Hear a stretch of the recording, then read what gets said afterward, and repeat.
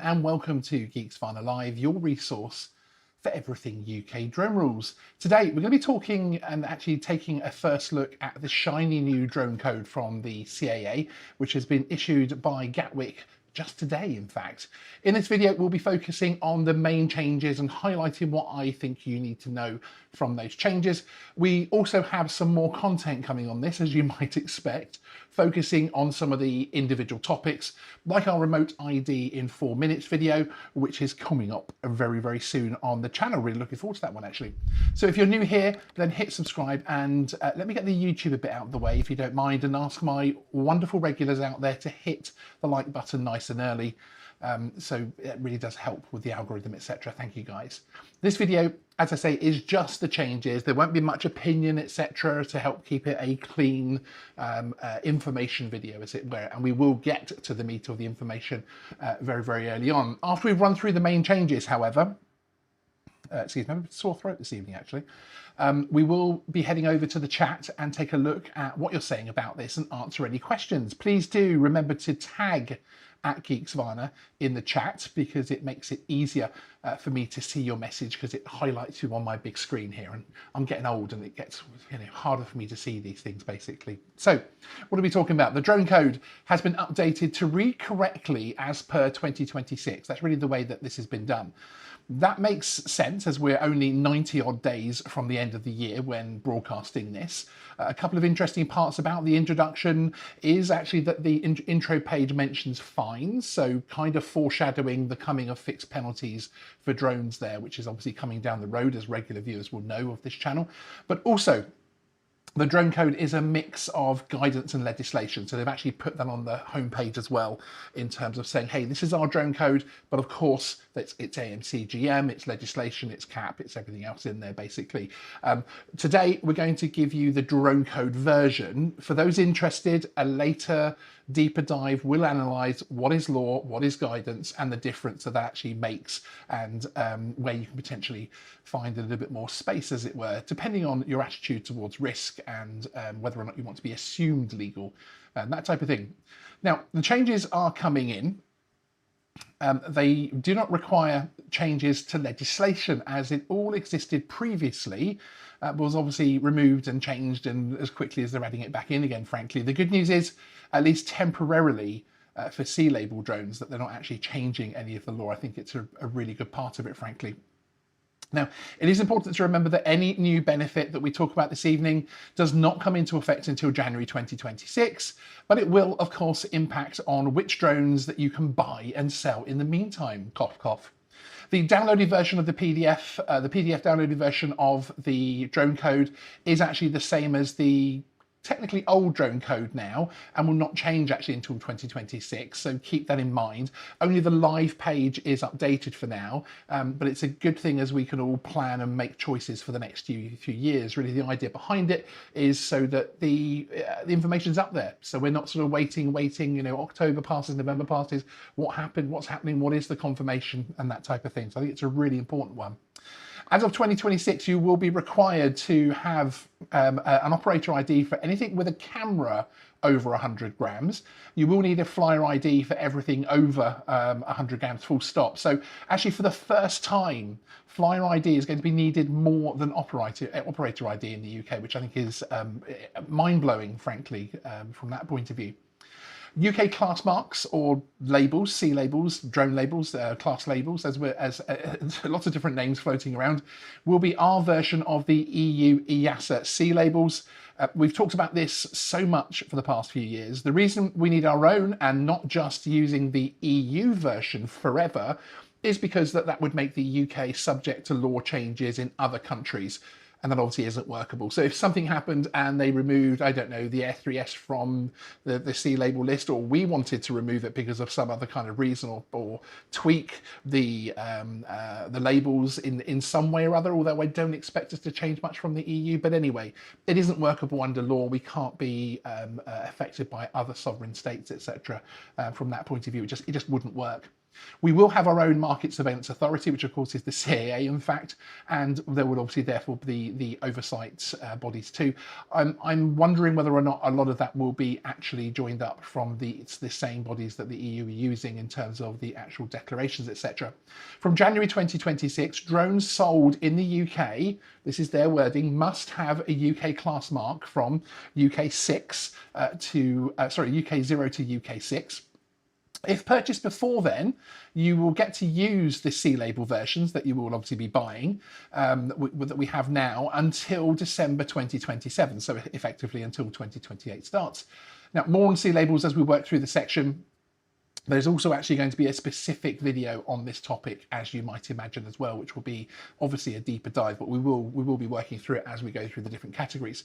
Open category updates are heavily impacted by the new drone class markings. The easiest way to sum it up is that most legacy drone benefits are staying with the addition of C labels until 2028 and then UK labels from there. But obviously UK labels will also work from 2026 onwards.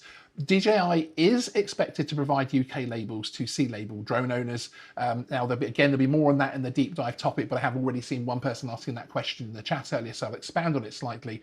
That is the information that we have.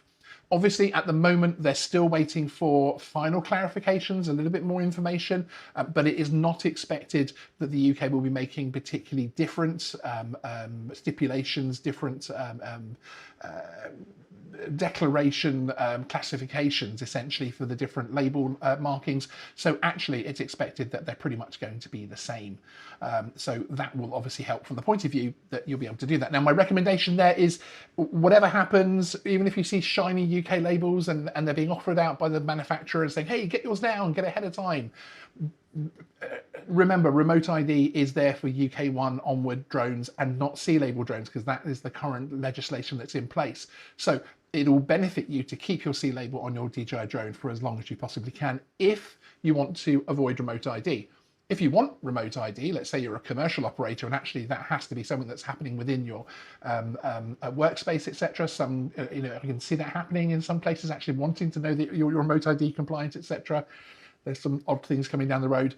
So yes, you will have that choice. But if you don't want remote ID, stay C label for as long as is practical.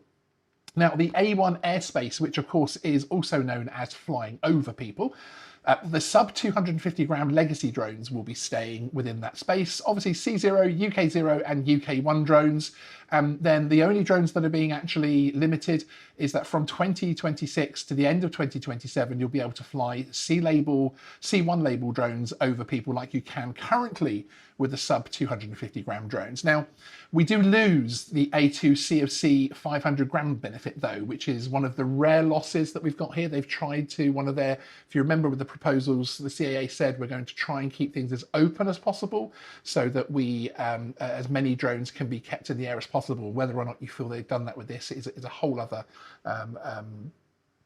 question, but that is one of the benefits that we're losing. But it does mean that drones like the DJI Air 3S, you'll be able to use that in the A1 airspace and flying over people like you can with a sub 250 gram drone right now.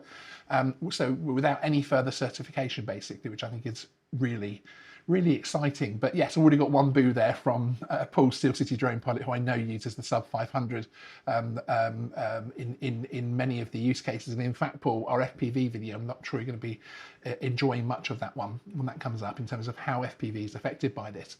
Next, and the A2 airspace. I'm trying to get through this relatively swiftly for people that don't like long videos. So this is the near to people side of it. So this also gets some additions as well. You need to pass your A2 CFC course certification, of course, but here you'll be able to fly UK 2 label drones as you would expect, but also from 2026 to the end of 2027, you can fly C2 drones in A2 as well. Separation will be 30 meters from uninvolved people down to just 5 meters with slow mode engaged. So that is the new Mavic 4 Pro within just 5 meters of people, uninvolved people, in congested areas. No overflight of uninvolved people, and the 2 kilogram legacy drones will be keeping the 50-meter benefit that they have now. So you're going to have the benefit in the A2CFC of the 50-meter bit that people obviously, some people will be using that right now, but also you get to use the C2 drones, like the Mavic 4 Pro, within 5 meters in slow move, which I think is just absolutely fantastic, frankly. Now the A3 airspace stays relatively the same as it is now, pretty much. There's obviously labels and different things, but obviously you can fly most things in that airspace already. There are clarifications and more than changes in that airspace subcategory around things like separations and that kind of thing, etc. Now, other highlights or lowlights, depending on how you look at them, they will include VLOS still talks about orientation, but this is for the assumption of legal flight. So again, if you look at our flying further than the CAA regs video, that explains the traffic light system and explains how you can fly further than the CAA recommend on VLOS perfectly legally. You've just got to be willing to stand up in court and actually defend that should things go wrong. No changes to visual observer or spotter. Heights and standard distances are all basically going to stay the same. There's still, of course, no weight limit at all is allowed to fly over crowds. It's also important to state that actually even sub 100s that have sub 100 grams that don't require IDs at all, those will also actually still be will still have to follow the rest of the regulations. So you will still have to fly your tiny C, wouldn't even be C0, would it? Your tiny sub 100 gram drone with basically all the full rules, which is I still find incredible. Airports, of course, are still vital to avoid. There is the first mention of prohibited places in section 8, but there's no deep explainer, so we still don't have the list of sites and FRZs, etc., and that type of thing. But it is talking about palaces and other types of buildings that you're not going to be able to fly near, and not just over. Actually, the wording is really specific. Section 19 actually now requires a flashing light at night. So no allowance of weight in terms of being able to basically putting a light on or not. Now, remember, because we've had this question come up a few times on the Mini 5 overweight thing, which of course this now completely kills that issue in terms of it being any kind of problem, because it is a C0 rated drone. But remember, there is a difference in the product being overweight through the product standards, and therefore you as a consumer purchasing a product that is within the tolerance, the variance that it's allowed, to you actually adding a light, etc. So you can add something that takes it over 2 or 3 grams and potentially find yourself in trouble for that. But again, as per my video, I'm not going to go over that topic too much, but as per my video, it's just not going to happen. Basically, it's not something that you're going to see, in my opinion, happening very much out there. Section 27 onwards talks about IDs that are needed. Now, the flyer ID is still going to last for 5 years, but if you have the current one, that will run out in 3 years. So if you were, for instance, to take the flyer ID that you've just taken it and you thought you had 5 years, actually from the end of the year or from whenever they make that cutoff, you'll only have 3 years. But the date that it runs out will be updated on your CAA registration page. Next up, and we've got the controversial bit, the bit where we all sort of run and hide behind the sofa for the next Doctor Who episode, remote ID. And this is a topic that we, of course, are going to have a separate video on. We've actually got a 4-minute remote ID video coming on the channel. But the highlights are really around section 32 of the new drone code. From January 2026, drones with a UK 1, 2 and 3 label will need to broadcast a remote ID signal.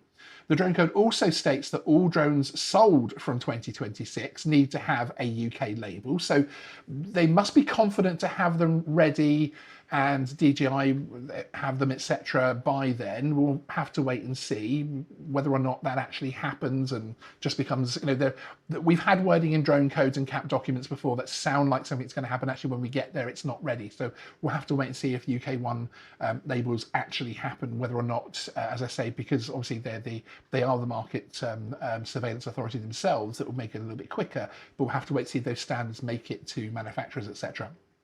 However, drones purchased before 2026 and carrying a C label will not need one, because it is not the UK's class label system, basically class marking system. So that isn't in legislation. So do not apply for UK labels or update them before the end of 2027, if at all possible. I do not see DJI suddenly insisting on an update to UK1 drones because, of course, the only legislation is ones that are purchased from when it comes in, which is 2026. So they would have to essentially be overwriting your rights as a consumer in a way that a company never has done before. So I just don't see it happening. This way obviously means another 2 years without remote ID on those drones. So most drones that are around at the moment, all drones that are currently in people's hands, of course. From 2028, most drones will need it, of course. The number that you need to input into your drone app, so the DJI Fly app, etc., from the manufacturer, will appear again on your CAA registration page at the appropriate time. It's not there yet. I did have a little sneak to see whether or not we get our remote ID ones now, basically.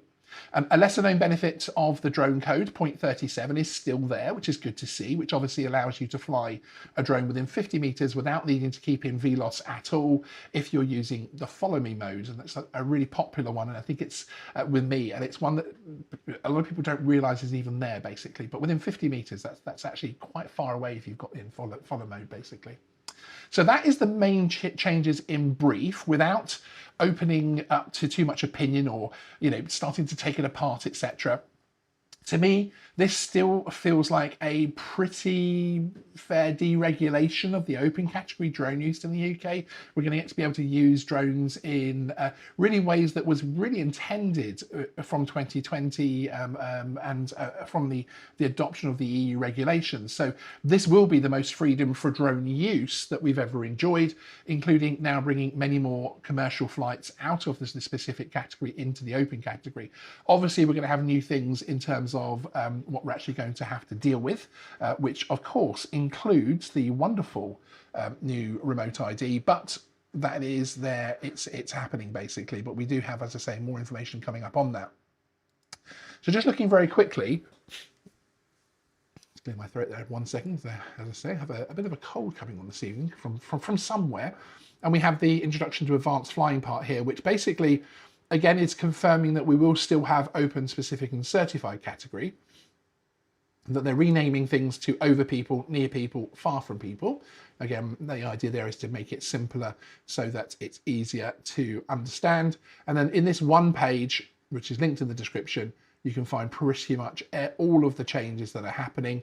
As I say, sadly, there is the confirmation that this sub 500 gram transitional option is only available until January 2026, which I know actually has been very popular, particularly with FPV flyers as well, because obviously that did give you an awful lot of freedom. We do have a commercial version of this update of the video coming up to cover the specific category. I know it's not technically commercial, but most flights in that zone, in that category, actually are carried out by commercial operators. There are changes coming. A decent amount of them as well, actually. So we will be covering those off in a separate video as well, because in fact the GVC is being phased out over that is the proposal essentially over a 24-month period. So that's going to be a lot of fun, isn't it? Right, so let's just press this, and we're going to go along, and we're going to have a little listen and a little look through the chat to see what everybody thinks about things. Okay, there's the chat flying along. Thank you so much, everybody, for joining us this evening in such large numbers. I really do appreciate it. We're going to try and get through everybody's questions that we can. Yes, we were going to have a drinking game, but we decided not to do that, as everybody would end up in hospital with alcohol poisoning for some of the keywords this evening. So there was questions from just before we went live, actually. I think it was Mr. E and it was somebody else. And it's regarding, there's a clarification that's come out from the CAA regarding VLOS and needing an FPV, a spotter for FPV, even if you're flying a camera drone because you're looking at the screen too much. As per my response to the very kind gentleman that sent me that via email, because I think he was the chap that actually gained the advice. That is advice, to a select, so to a select audience. So it's the CAA advising end users on how to fly safely and legally.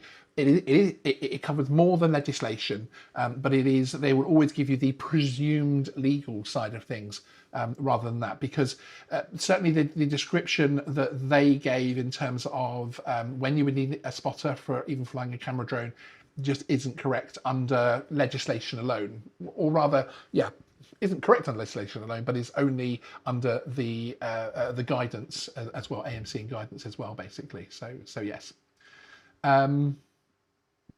And let's have a look at some of the other questions here. It's been popping along.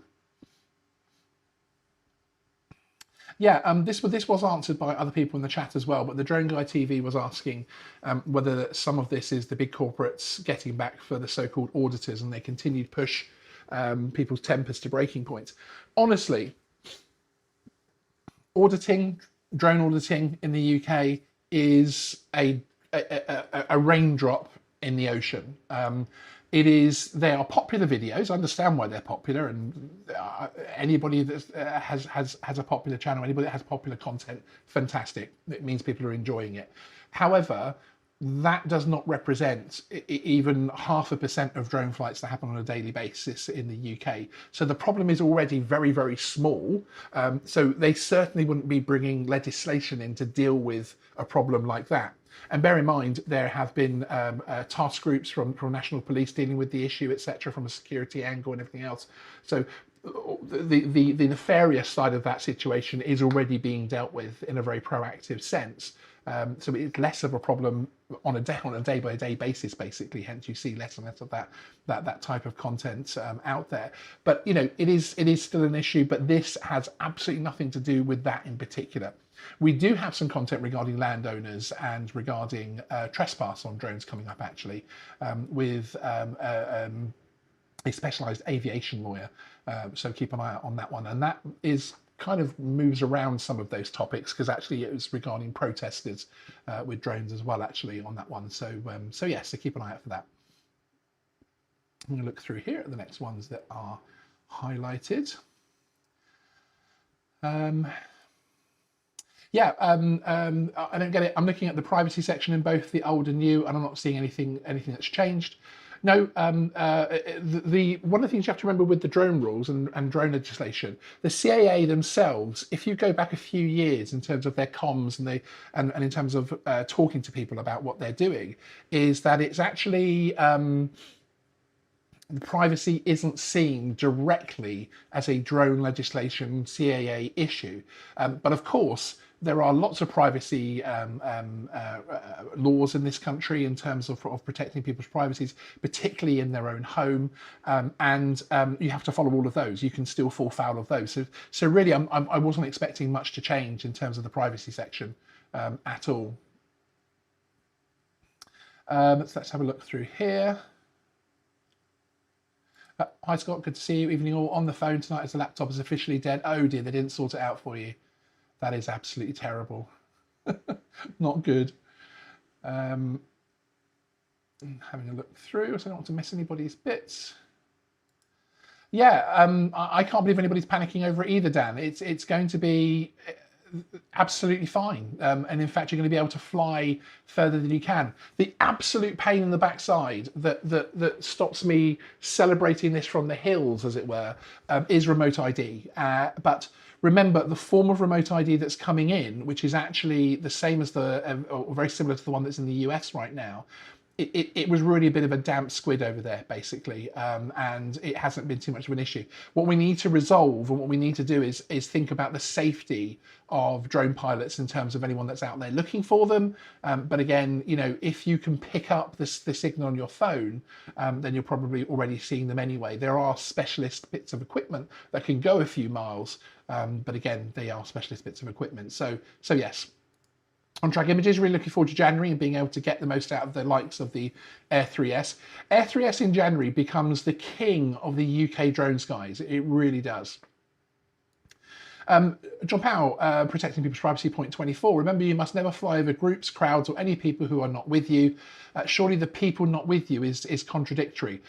It's actually talking about, and when they talk about people being with you and not with you and that type of thing, it's talking about involved and uninvolved people. Because if people are with you and or they're fully briefed by you, there's a level of briefing that you need to get to for it to be accepted. Then you can fly over them, even if you've got a heavier drone and you wouldn't normally be able to. The idea there is because those people are briefed, they've been told, if I shout drone, drone, drone, you need to run out of the way because it means the drone's coming down, or look up and avoid, etc. And other things like that. And also, of course, if you're out with your family having a picnic, technically, I would say a large group and a picnic could be a crowd because they can't move easily out of the way under the definition. But actually, those people are involved. So again, you have more freedom with that. So that's what happens in terms of when they talk about people. But certainly crowds, there isn't anybody that can be flying over things from that point of view. Yes, one of the things you have to bear in mind with this particular piece of, let me pop back to this other page very quickly and bring it up on webs. Here we go. One of the things you have to remember in terms of the how the drone code is written is it's a little bit awkward, shall we say, because you have huge sections where they'll talk about distances and they'll talk about separation and all this kind of thing, but then suddenly it'll say, oh, but this doesn't count for all of these drones, basically. So, you have to be 50 meters from this, 150 meters from that, etc.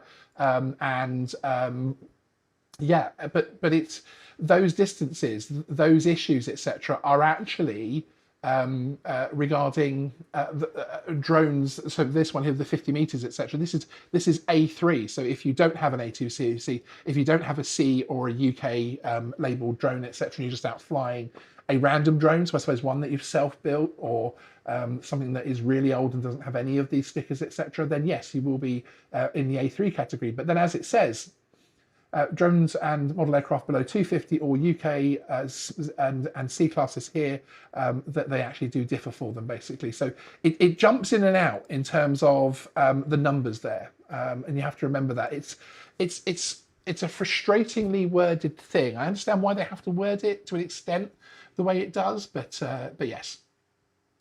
What will this mean for the Air3S? Will we be losing altogether in 28? No. The Air3S, I fully expect these any changes in from C labels, so European labels, to UK labels, so UK labels, any changes between those things are going to be so small that it's essentially the same thing, if not actually becoming the same thing.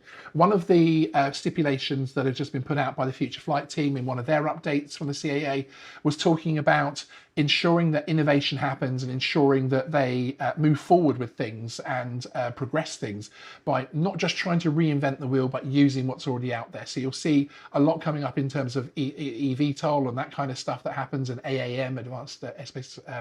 You're going to start seeing that they share things that the US do and that the EU do and that type of thing. So there isn't the appetite to rewrite the book or to remake the wheel, as it were. So no, you will not be losing. In my humble opinion, with all of the information I have together, we will not really be losing any of our aircraft in 28. You'll just be switching across to a UK label, but do it as late as possible if you don't want remote ID. If you don't mind remote ID, then as soon as the labels come available, do it, and then you can be 100% fine there. Yeah. As Anna Drummond says there, it says all drones need to stay 150 meters from built-up areas, but beneath that bit, then it says sub 250 grams can fly there, etc. Yeah, which is the way that the drone code's always been worded. And again, I'm not sure. Some of these things have to be worded a bit awkwardly sometimes to cover everything, but I think there might have been a better way of doing that. So perhaps the way I would have done it was described all of the C labels, described all of the benefits, and then said all other drones, this is the thing, or put it the way around, but certainly not have it in, if you read that one page, you would convince yourself potentially, and if you'd read the 150 for all drones, give up and not read further down for the sub 250, who knows. But yeah, it can be frustrating. I'm ignoring Tazzy, who's going into the naughty corner with some of his cool comments this evening. Let's have a look here. Paul Hart, if you've got problems with that, I would say the best thing to do would be to contact DJI support. They're very helpful. Usually attaching the drone to Assistant 2 via a USB cable on your PC is the best way to resolve those kind of issues, because it will update it to the latest firmware and settings, etc. But yeah, it sounds like you might have a conflict there in terms of either the app or firmware, etc. But reach out to DJI support; they will help you. They are very, very good at that kind of thing. Let's have a look at what else there is here. Yeah, as Dan is also saying, have a look in the Facebook groups there, so that you can help. I'm looking to take my A2CFC for commercial use on the Air 3S. How will this affect that from January 2026? From January 2026, as in fact Dan, one of our moderators below, is telling you, you will not need the A2CFC for the Air 3S. You'll basically need your flyer ID, operator ID to have read the manual and to therefore know the limitations of the aircraft and then fly safely. But you'll have 0 separations and flying over people. And of course, following all the other stuff of 120 meters and all of that kind of stuff, obviously, as you would expect, and the drone code isn't changing. And having a look here, and the Air2S may help you when you apply for gigs and that type of thing. Yeah, it shows a bit of certification. In actual fact, we have some open category forms and documents coming out to help our channel members very soon, who are out there working and don't have some of the documentation that other specific category readers might have. So yes. James Wood, even for commercial use on the A3S, yes. The way the drone rules work in the UK now, as per the EU, is it's not why you are flying, it's the risk of flying. So it's open, specific, and certified. Technically, you could go and get a pass through GVC, get an operational authorization, which you would see as probably as a commercial thing. As I say, most people flying in that airspace category are commercial, but you can fly recreationally for that. It's the risk of what you're doing and with what aircraft the rules are based on now, rather than whether or not you are flying for recreational or commercial purposes. If you're flying outside of recreational, you need the commercial 785/2004 compliant insurance, which all of the major drone insurance providers for commercial insurance actually do cover. So yes. Jonathan Webb, if privately built drones are restricted to the open A3 category, is there a legal way to operate a survey drone made of parts bought from 3DXR over an urban construction site? Yes, that is coming in the commercial video, because there are 2 or 3 ways of doing that. And I will need to explain that. It's a bit of a deeper dive, Jonathan, so I'll need to explain that. But on the non-commercial side of things, do bear in mind there's always Article 16 as well, which obviously doesn't cover commercial flights, but just as an aside, as that came up from that point of view.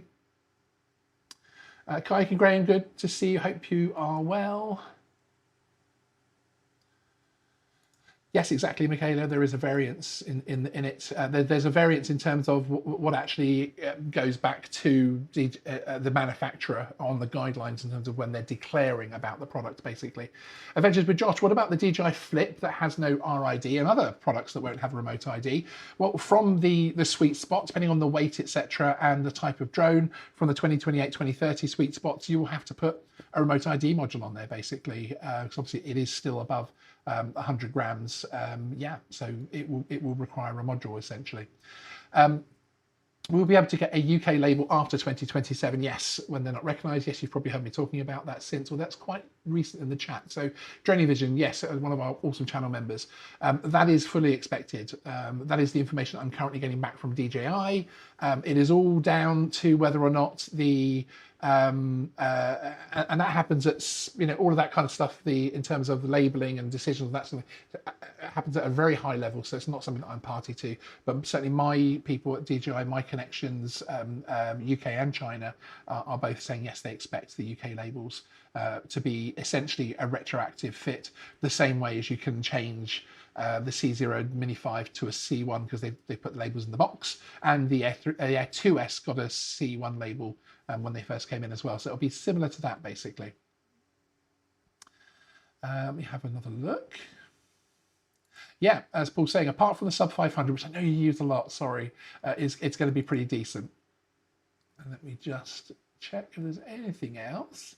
Does this mean the DJI Mavic 3 can fly in the same way as a mini drone from January 2026, but it has to be under 900 grams? Now, try not to think of, yes, it's up to 900 grams, but try not to think of it in that way, because otherwise people start to get confused on the point of view that they think if anything's under 900 grams, it's automatically within that. The drone you have, the model you have, we've actually been moving the studio around a lot, so we've put a lot of our drones away, unfortunately. But the drone you have will have a C marking on there, or of course now a UK marking on there. On the bottom of the drone, it'll say C0, C1, that type of thing. If it says, if it's a Mavic 3 with a C1 label, you'll be able to use it. If it's one of the early Mavic 3s that was released as all this started to happen, there were some that came with them and some that didn't come with them in this country. You can talk to DJI, and there's actually a web page, and you can fill out a little form, and they will send you both the link to update your drone for it to become a C1, but also the label to stick on your drone as well. So yeah, if it is Aeroplane Spotters TV, if it is one that can possibly be upgraded, which because the only reason I'm saying that is because the Mavic 3s, depending on the model, did move between C1 and C2 in terms of their compliance. Mr. and Mrs. Adventure, yeah, no, it was actually the members only one that was the members only. We, for people who are new to the channel, we have a members only live news show every Monday evening at exactly this time, but obviously that's been postponed to Friday. But yeah, no Graham in a shirt tonight. No, not tonight. That's obviously what we've missed the most, indeed. Yes, we have to stop him going on holidays and things like that, don't we? Frankly, we need to get a cardboard cutout with that we can put different Graham shirts on. I don't know about you. And yes, the drone, I'm just gutted. The Mavic 4 Pro separation of 5 meters doesn't apply when you're higher than the 5 meter based on the 1-to-1 rule. And that's one of the things that we have to remember about it's so nuanced, and it will come in the deeper dive videos, I promise. But I don't want to get too deep into it because we get criticism for going too deep dive on some of these videos. But yes, when you're operating under a permission or an authorization or a certificate, there's more onus on you to accept and actually follow a lot more of the AMC GM than if you're just straight flying in the open category, which again is why the Air 3S in 2026 is going to be the king of the skies for the UK, frankly. NJS, do you think the US DJI ban will cause prices in the rest of the world to increase to make up for the loss of revenue? Interesting one. It has to have some kind of impact. Last time I spoke to, I was appearing on a show, and DJI's chief pilot was one of the other guests, and we were backstage and we were chatting. This is actually several years ago now, when all of this started to bumble up, and he was telling me that at that point the US was the third largest market for DJI. So that's quite a big hole. It means there's other markets, and you know they will survive, of course, but it's quite a big hole. Yeah, I mean, it has to have some kind of impact, doesn't it? I don't know whether or not it will directly have an impact in terms of they will make the required changes, if that makes sense. So perhaps we won't see as much innovation, or perhaps the iterations will be slower. But yeah, but so far, obviously, you know, the prices seem to be staying fairly stable. Yes, it is, John Burns. Mini 3 Pro has no C markings on it. Is it still legal? Legacy sub 250, crack on. You have nothing to fear. In fact, I would argue sticking a C label on it might actually hold it back in some respects. Donation Gaming. So is there anything I need to know going into 2028? But obviously closer would be better. Kit and drones, more vids about it, but image I keep a sub 250 in 28. what should I know? I think I missed it. Yeah, sub 250, you're absolutely fine, because the CAA want to keep the majority of the legacy side of things going a very long time. They want people to be able to, in their proposal, they stated before actually publishing this, they stated that they wanted to keep as many drones in the air as possible, flying how they are now. And actually, in my opinion, with the C label thing in particular, they've added benefits there, frankly. So no, you're absolutely fine.